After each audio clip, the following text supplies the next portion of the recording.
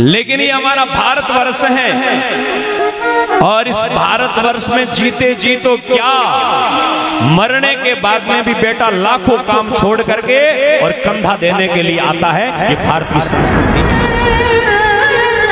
आमणित घोषणा फुलड़ा है ना, क्या आरू फुलिया, गाया आरू फुलिया, बीत वृद्धाश्रम फुलड़ा, ओल्ड वृद्धाश्रम खुले, बूढ़ा भी वहीं बैठा बैठा बारिया माऊ जाके बेटो आनी 11,000 की रसीद कटान पूछे गए, ठीक है महीनों पर चारा देते रहो, रोटी देते रहो। जिस अंग्रेजी की तरफ तुम मुंह ज्यादा घुमा रहे हो, उन संस्कृति को अपनाने के लिए उतावले हो रहे हो। ध्यान करना, जिन देशों की तरफ तुम जाने का सोच रहे हो, उन देशों में माँ और बाप को केवल एक डिमांड ड्राफ्ट समझा जाता है। उन देशों में जैसे आमणित घोषणा फुलड़ा है ना, क्या आरू फुलिया, गाया आरू फुलिया, बीत वृद्धाश्रम फुलड़ा, ओल्ड वृद्धाश्रम खुले, बूढ़ा भी वहीं बैठा बैठा बारिया माऊ जाके बेटो आनी 11,000 की रसीद कटान पूछे गए, ठीक है महीनों पर चारा देते रहो, रोटी देते रहो।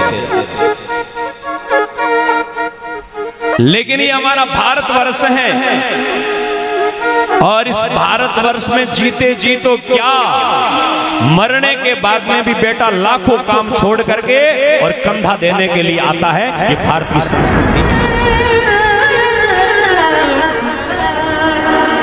मरने के बाद में ऐसा नहीं होता कि चलो कर दो संस्कार, तुम जानो कोई मर गया तो बूढ़ दिया, नहीं जला दिया, ऐसा नहीं होता है।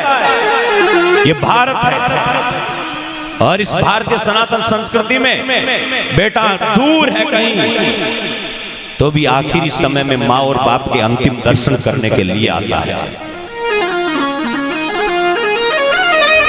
करोड़ों रुपए खर्च हो जाए, पर्सनल चार्टर्ड प्लेन लेकर के आना पड़े, लेकिन आखिरी समय में मैं माँ का कर्ज चुका पाऊं थोड़ा सा, इसलिए कांधा देता है।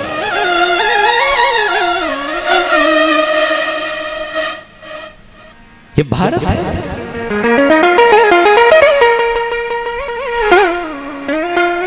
यहां बेटों ने बाप को जवानी दी है, ययाति का चरित्र पढ़ लेना भागवत। यहां बेटों ने जो है वो बाप के लिए अपनी जवानी को न्यौछावर कर दिया।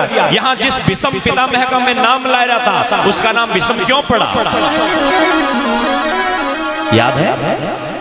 उस विषम ने भी अपने पिता के लिए संकल्प ले लिया कि मेरा पिताजी ब्याह करना चाहता है, और ब्याह करना चाहते तो सामने वालों ने शर्त रख दी कि भाई राज्य का अधिकार जो है, अधिकारी जो है, युवराज जो है, वो हमारी लड़की का जो जन्मने वाला बेटा होगा वो होगा।